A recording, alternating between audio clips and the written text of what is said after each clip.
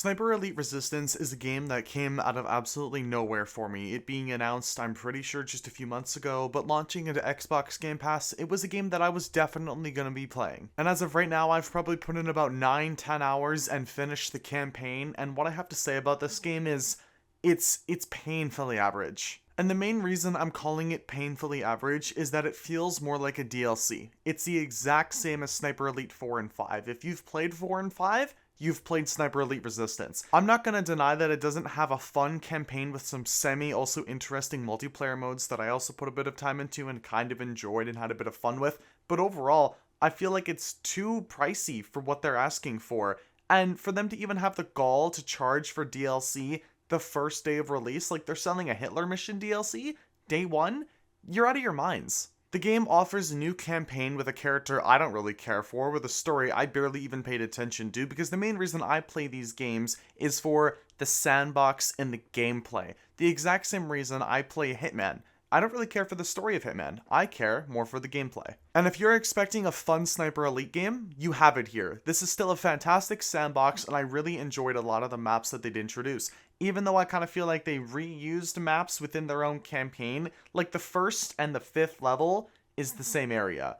But they kind of like cut it off and like, oh, they added a village in the fifth level, and it's like, okay, you just literally use the same map twice. Like, that's extremely lazy. Unlocking upgrades, to my understanding, for your weapons is the exact same as it was in 5, where you just find workbenches around the levels and then you unlock suppressors, scopes, handles, grips, all that good stuff, so you're able to replay the missions and add more variety to your gameplay. Also, within the levels themselves, you can actually find new points of interest where you can use to start the missions again from different areas of the map. So if you find just some random cellar and you open it up, next time you want to play that mission, you could start on the other side of the map, which I kind of think is cool and adds replayability to the game. Strategy and sniping is just as awesome as ever, but I also feel like it's the exact same as Sniper Elite 5. I don't believe they had many gameplay changes compared to the previous release, like, at all. And it's kind of disappointing because I feel like they could do a lot with this genre of like sniping and of like a hitman slash sniping game, but they just decide not to. And that's what really gets me with this whole game, is that they didn't take any chances, at least in my opinion. There's no innovation when it comes to this title. It's the exact same as Sniper Elite 5.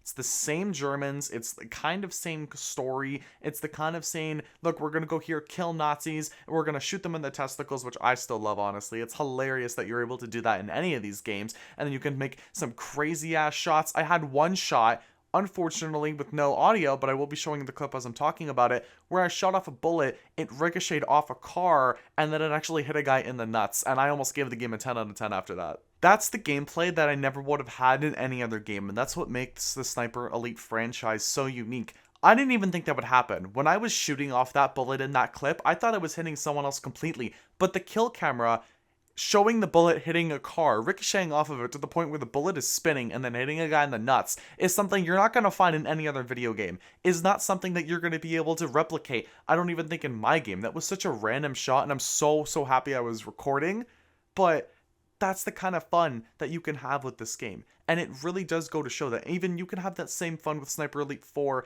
and 5 as well. And I'm specifying Sniper Elite 4 and 5 because those are the only other two games that I've played in the series. One aspect I really liked about the game as well was the map design. Other than sometimes the levels being reused, I actually really did like the layouts of the maps, and especially there was one level where like you have to infiltrate this outpost and compound where a lot of Nazis were set up in watchtowers and bell towers, and I think a lighthouse at one point. That was really cool. It's like a 300-meter long distance shot, and what I really loved about that is like while I'm trying to aim for the sniper, that's also trying to kill me because he's just looking around, and you also get like a little red or white kind of glare when they're kind of noticing you. So while I'm trying to aim up that shot and I'm trying to time the lightning in the background so no one else hears the bullet, and then I'm hoping to God that it's a headshot, it was a lot of fun and strategic when playing out the levels in that way and taking out other enemy snipers and just targets in general. The graphics are serviceable. They're nothing crazy. Obviously shooting a guy in the head and watching the blood splatter is always really cool, and I do enjoy that, but like the environments, they look good, they're serviceable. Again, I'm nothing to complain about.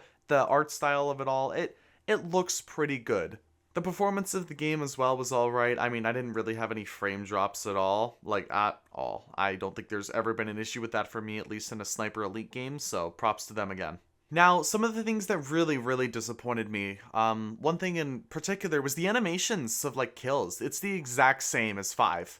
and 4 to my understanding. Like they just copied it, copy paste. Like the animations are the exact same. There's no new animation to my understanding, like for melee kills or anything like that. It's the exact same slow-mo stuff where you hit him in the gut, you hit him in the head, then you knife him in the chest. I've seen that animation so many goddamn times. I don't know why they don't bother to make more, because I think like melee animations are something that's really cool in these kind of Hitman-like games.